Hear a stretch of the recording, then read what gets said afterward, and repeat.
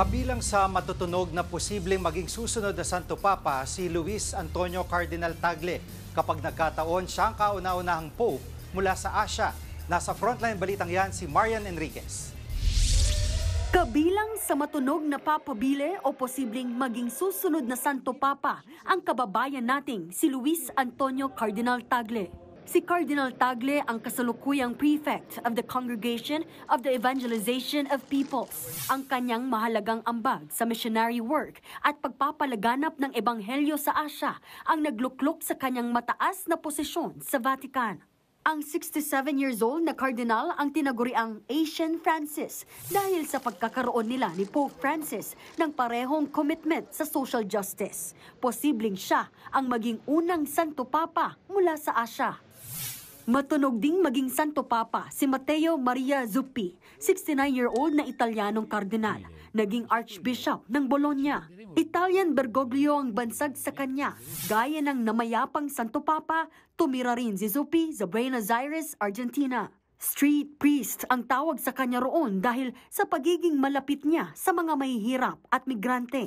Kung sakali, si Zuppi ang magiging unang Italian Pope simula 1978. Frontrunner din si Cardinal Peter Turkson, 76 years old mula sa Ghana. Gaya ni Pope Francis, nire-represent niya ang social justice. Kung papalarin, siya ang magiging unang Pope mula sa Sub-Saharan Africa. Gaya ni Turkson, isa pang posibleng maging unang Black Pope si Robert Cardinal Sarah ng Guinea. Isa siyang konserbatibo na istrikto sa pagpapanatili ng mga tradisyon ng Katolisismo.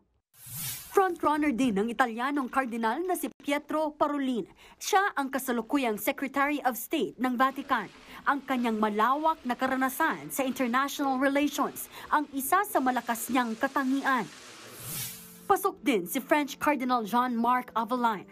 Kilala siya ng malalapit sa kanya bilang John the 24th. May dating pahayag noon si Pope Francis na posibleng gamiting pangalan ng susunod sa kanya, ang John the 24th. Posibleng sa loob ng 2 linggo gagawin ang conclave o botohan sa susunod na Santo Papa. Ang College of Cardinals, ang tanging grupo na mamimili pero mga cardinal lang na below 80 years old ang pwedeng bumoto. Sa 252 na kardinal sa iba't ibang bansa, 135 lang ang pwedeng bumoto. Bukod kay Cardinal Tagle, 2 pang Pinoy ang boboto, kabilang si Manila Archbishop Jose Cardinal Advincula at Caloocan Bishop Pablo Virgilio Cardinal David. 2/3 ang kailangan para makapaghalal ng bagong Santo Papa. Nagbabalita mula sa Frontline, Marian Enriquez, News 5.